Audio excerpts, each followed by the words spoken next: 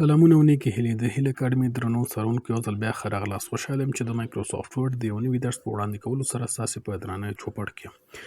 بیا هم زه د مایکروسافټ ورډ پروګرام پرانیزو، وین کی آر مې پریس کړ، رن خلاص شو، وین ورډ لیکم، انټر ورته وایم، ماته د ورډ پروګرام خلاصیږي. دلته بلینک ډاکومنټ باندې کلیک کوم.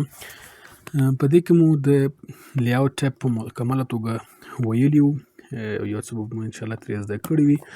نننی درس مو ریفرنسز ده. په ریفرنسز کې د ریفرنسز ټیب کې البته لومړنی درس چې دغه ټیبل آف کانټینټس ده.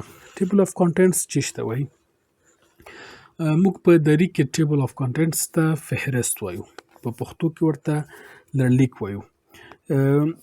ټیبل آف کانټینټس فهرست یا لړلیک چې ده، تاسې به په کتابونو کې لیدلي، یو کتاب کې لومړی پوښ وي، کله چې پوښ خلاصو بیا بسم الله الرحمن الرحیم لیکل شوي وي، کله چې بسم الله الرحمن الرحیم پاڼه اړو د کتاب پیژندنه وي، تر هغه وروسته مثلا ډالۍ وي، سریزه وي او بیا چې وي ټیبل آف کانټینټس یا فهرست یا لړلیک پکې لیکل شوي ده. په مونوګرافونو کې، کتابونو کې د یو اصل دی شي، هلته به مکمل عنوانونه لیکلي چې دغه عنوان په دې صفحې کې ده، دا عنوان په دې صفحې کې ده.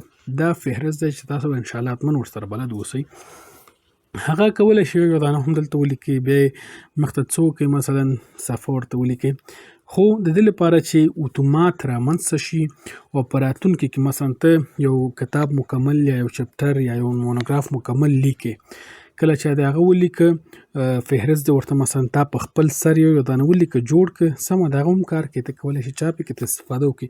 خو که چیرې په دغه کتاب کې په راتلونکي کې سمونې کوي، مثلا ځینې پاڼې ته کموي او مثلا یا ځینې نور معلومات پکې اضافه کوي، نو دنه وروسته ته بیا اړ یې چې دغه فهرست ستا خو بې ځایه شو، مکمل دا یو زحمت دی چې له سره باید وکاږي او سر نه ځان ته فهرست جوړ کړي.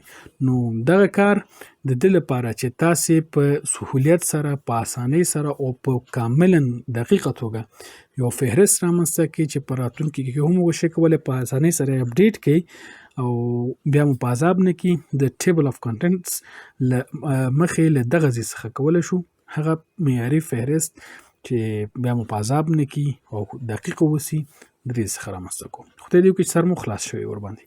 هم ته راځو په ټیبل آف کانټینټس کې موږ دغلته هم کې ویلي وو چې په هم ټیب کې چې دغه د هیډینګونو برخې چې کومې دي، دا د مونږ ویلو چې دا بیا د ټیبل آف کانټینټ سره وایو، ځکه دا هیډینګ معنا عنوان، هیډینګ 1 عمومي عنوان، هیډینګ 2 فرعي عنوان، مثلا هیډینګ 3 تر هغه هم کوچنی عنوان یا دریم عنوان یا د فرعي لاندې کوم بل عنوان چې دا هغه پکې راځي.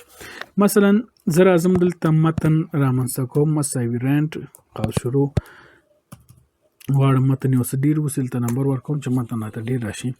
دغه اندازه متن ماته رامنځته شو. په متن کې زه راځم مثلا دلته لیکم، فرض وکړئ مثلا زه د افغانستان د ولایاتو پیژندنه کوم، دلته راځم مثلا کابل، په کابل کې مثلا بیا راځو ولسوالۍ دي، مثلا بګرامي، خاکې یا مثلا خاک جبار شو، دلته خاک جبار په دې شکل. او تر دې وروسته مثلا نور کوم ولسوالۍ د بګرام هم ده، مثلا دا د کابل ولسوالۍ مې دلته ور وپېژنده. تر دې وروسته مثلا راځم بل کوم ولایت دی، مثلا لوګر لیکم، د لوګر ولایت پیژندنه مې وکړه، په دې کې هم ځینې ولسوالۍ او تشریح غواړم، مثلا نو کوم فرض وکړئ دا مثال دی، پل علم، همداسې مثلا محمد آغا،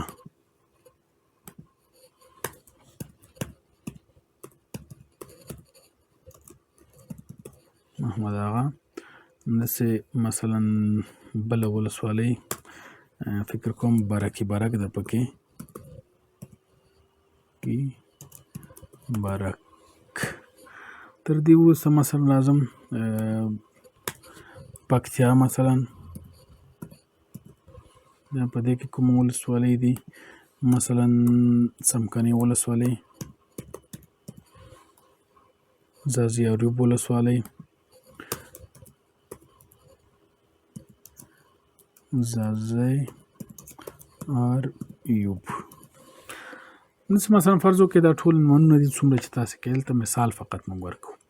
دلته راځو وګورئ کابل چې دا ولایت دی تر دې وروسته بګرامي ولسوالۍ ده، یعنې دغه بګرامي خاک جبار او بګرام دا ټول د کابل مربوط دي، یعنې په کابل کې شامل دي. نو کابل چې دا عمومي عنوان شو، دغه ولسوالۍ چې دي فرعي عنوانونه دي. بیا په ولسوالیو کې مونږ کلي لرو، هغه بیا چې دي هغه بیا تر هغې هم فرعي عنوانونه دي، یعنې په هیډینګ 3 کې راځي. عمومي عنوان هیډینګ 1، فرعي عنوان هیډینګ 2 او بیا تر دې لاندې مثلا که غواړئ کلي پکې تشریح کړئ هغه بیا په هیډینګ 3 کې راځي.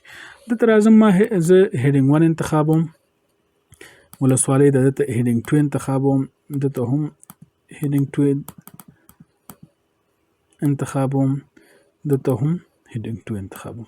بیا مثلا راځم دغه ته وایم چې لږ څه ډیزاین ولري، بولډ وي، خط یې کوږ وي، یا مثلا دغسې ډیزاین کې هم وکارول شي، یا رنګ یې هم مثلا ورته وایم چې تور وي.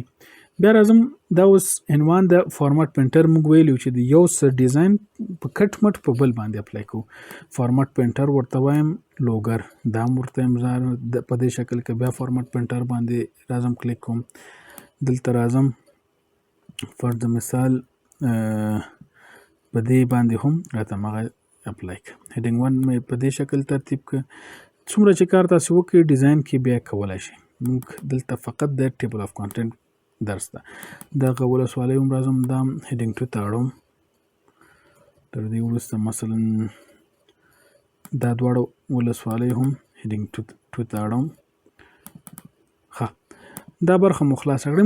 موږ کار دې سره اصل کې نشته چې په کوم شکل یا کوم ځای تشریح کړو، کوم موضوع تشریح کړو، خو موږ مقصد هیډینګونه دي. هیډینګ موږ دلته جوړ کړ، دلته راځم دې ته انټر وایم.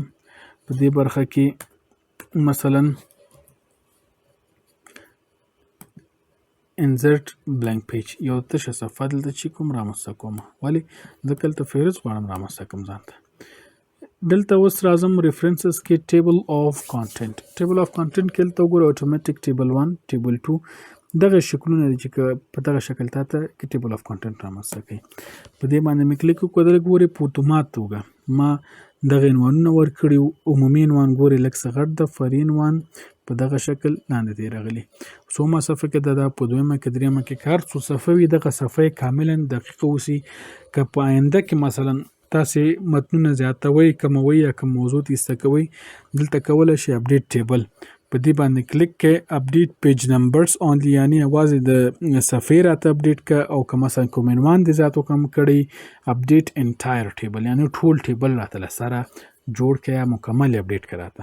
نو معمولا تاسو کوشش وکړئ دغه څخه استفاده وکړئ. کېدای شي کوم عنوان مو ایسته کړي وي یا کوم عنوان مو پکې اضافه کړي وي، نو معمولا دغه اپډیټ انټایر ټیبل څخه استفاده وکړئ. په راتلونکي کې چې کوم تغییرات تاسو راوستي وي، مثلا میاشت بعد، کال بعد، د چاپ څخه مخکې کولی شئ له سره یې څخه اپډیټ کړئ. نو په دغه شکل موږ څه وکړه، ټیبل آف کانټینټس رامنځته کړ. څه مو وکړه، لومړی مو په خپل متن کې عنوانونه مشخص کړل چې دغه عمومي عنوان دا فرعي عنوان، هغه مو په هیډینګونو کې شامل کړل. کله چې هیډینګونو ته مو واړول، هیډینګ ته مو څنګه اړوو، راتلو اول مو چیک کوو، متن مو انتخابوه په کوم رقم، مثلا په دې رقم، مثلا دغه متن مو انتخابوه، هیډینګ باندې مو کلیک کوه، هغه هیډینګ ته وړېده. نو هیډینګونه مو چې کله واړول، هیډینګونو ته مو عنوانونه شامل کړل. تر هغه وروسته په ډېر اسانه توګه دلته راغلو، ټیبل آف کانټینټ باندې مو کلیک وکړ. مثلا وایم چې په دغه شکل ماته ټیبل آف کانټینټ جوړ کړه، په دې شکل راته جوړ شو. نو دا زموږ د نن ورځې درس، خدای دې وکړي چې یو څه مو ترې زده کړي وي، تر څو چې راتلونکي درس کې بیا ستاسې په درانه چوپړ کې حاضرېږم، ستاسې له دروند حضور څخه اجازه ته خلم. خدای دې وکړي چې ښه ورځ او ښه درسونه ولرئ. تر بیا ښې چارې.